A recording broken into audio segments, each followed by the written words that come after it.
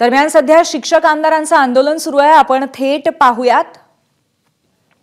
राज्यातल्या 60,000 शिक्षक कर्मचाऱ्यांना वेतन अनुदान मिळावं यासाठी 14 ऑक्टोबर 2024 रोजी शालेय शिक्षण विभागानं निर्णय घेतलेला आहे, जीआर काढलेला आहे।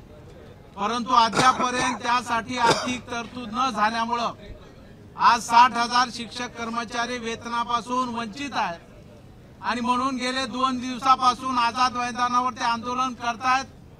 त्यामुळे आज आम्ही सर्वपक्षीय शिक्षक आणि पदवीधर आमदार मिळून या ठिकाणी पायऱ्यावरती आंदोलन करतोय की किमान उद्याच्या अर्थसंकल्पामध्ये या सर्व शिक्षक कर्मचाऱ्यांना वेतन देण्यासाठी आर्थिक तरतूद करावी, ही मागणी आम्ही या ठिकाणी घेतलेली आहे। त्याचबरोबर 1 नोव्हेंबर 5 पूर्वी जे सेवेत आलेले शिक्षक आहेत, कर्मचारी आहेत, त्यांच्या बाबतीमध्ये सुद्धा तत्कालीन सरकारने निर्णय घेतला।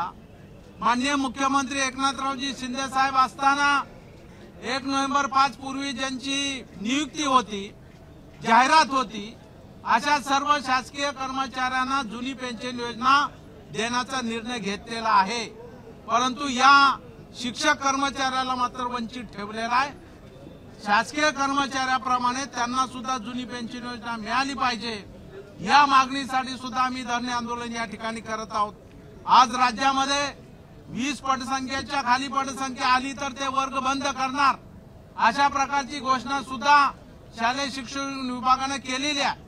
आज आरटीए कायदा म्हणतो की प्रत्येक राज्यातल्या विद्यार्थ्याला हे शिक्षण मिळालं पाहिजे, नव्हे तर ते सक्तीचं आणि मोफत मिळालं पाहिजे। आणि दुसरीकडे मात्र या कायद्याला छेद देण्याचं काम हे सरकार त्या ठिकाणी करतंय। त्यामुळं 20 पटसंख्येच्या खाली जरी पट आला, तो 10 जरी असला, 5 जरी असला, तरी त्या विद्यार्थ्याला आपण एक शिक्षक देऊन त्या ठिकाणी शिकवत होतो, तो शिक्षणापासून वंचित राहत नव्हता। त्यामुळे या सर्व विद्यार्थ्यांना सुद्धा शिक्षण मिळालं पाहिजे, ही भूमिका आमची या ठिकाणी आहे आणि म्हणून आम्ही सर्वपक्षीय धरणे आंदोलन या ठिकाणी केलेलं आहे। आज आम्ही माननीय मुख्यमंत्री आणि दोन्ही मुख्यमंत्र्यांना भेटून त्या ठिकाणी निवेदन देणार आहोत आणि किमान अर्थसंकल्पामध्ये या सगळ्या बाबीसाठी आर्थिक तरतूद करावी, ही आमची राज्य शासनाकडे प्रमुख मागणी आहे। आज आता एक माहिती अशी मिळते आहे की आरटीई अंतर्गत जेवढा ऍडमिशन होणं अपेक्षित होतं त्या ऍडमिशन झालेल्या नाहीये, 15% सुद्धा ऍडमिशन त्या झालेल्या नाहीये। कारण या ज्या शाळा आहेत, या संस्थांना जे पैसे राज्य सरकारकडनं अनुदान म्हणून मिळणं अपेक्षित होतं, 400 कोटी रुपये थकलेले आहेत आणि त्यामुळे यावर्षी आरटीई अंतर्गत 15% ऍडमिशन झालेल्या नाही। आरटीई अंतर्गत 25% दर वर्षाला आपण मोफत प्रवेश देतो। जे गोरगरिबांची लेकरं आहेत, विविध समाज घटकातील आहेत, त्यांना सुद्धा सीबीएसई सारख्या शाळेमध्ये इंग्रजी शिक्षण घेता आलं पाहिजे, यासाठी तत्कालीन सरकारने निर्णय घेतला। तो अतिशय चांगला आहे, स्वागतार्ह आहे। परंतु आज त्या ठिकाणी या फीची जी प्रतिपूर्ती आहे ती त्या शाळांना करायला पाहिजे, दरवर्षी करायला पाहिजे, परंतु ही होत नाही। आणि आतापर्यंत जवळपास 1800 कोटी रुपयाची थकबाकी ही मार्च 25-24 अखेर राज्य शासनाकडे आहे। आणि म्हणून कालही सभागृहात या विषयावरती मी प्रश्न उपस्थित केला होता, तेव्हा शालेय शिक्षण मंत्र्यांनी सांगितलं की निश्चितपणाने आम्ही अर्थसंकल्पात मागणी केलेली आहे, तेव्हा यासाठी तरतूद होईल। परंतु माझी या निमित्तानं सरकारला विनंती आहे की आज गोरगरिबाचं शिक्षण आपण थांबवणार आहात का? कारण आज 15%च प्रवेश झालेले आहेत, म्हणजे या शाळा हे प्रवेश द्यायला विरोध करतात, कारण त्यांना हे अनुदानाची प्रतिपूर्ती होत नाही। त्यांचं सुद्धा बरोबर आहे, कारण त्यांना कुठलंही अनुदान मिळत नसल्यामुळं या फीस वरती सगळ्या शिक्षक कर्मचाऱ्यांचं वेतन, शाळेची देखभाल दुरुस्ती करावी लागते। त्यामुळं हे फीची प्रतिपूर्ती दरवर्षी नियमितपणानं झाली पाहिजे, बाकीचे खर्च बाजूला ठेवले पाहिजेत, परंतु राज्य शासनानं शिक्षणाला प्राधान्य दिलं पाहिजे, ही सुद्धा आमची मागणी सरकारकडे आहेच।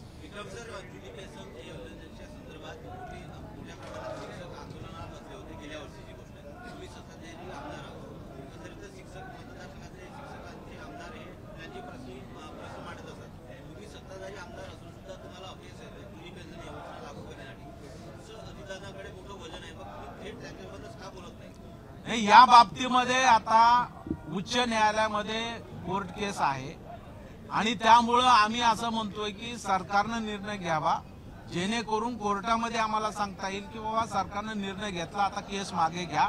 शेवटी सरकारकडे न्याय नाही मिळाला तर पुढचा जो रस्ता असतो तो कोर्ट असतं आणि म्हणून हे शिक्षक कर्मचारी सुप्रीम कोर्टामध्ये गेलेले आहेत.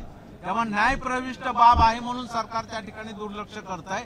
परंतु आमची आग्रही भूमिका सरकारकडे हीच आहे की आपण त्याच्यामध्ये गव्हर्नमेंट फीडर्स असतील, आपले न्यायालयीन जे आपले न्याय विभाग आहे, आपला सल्ला देणारा मंत्रालयातला, त्यांच्याशी आपण हितगुज करावा आणि याच्यामधून मार्ग काढावा.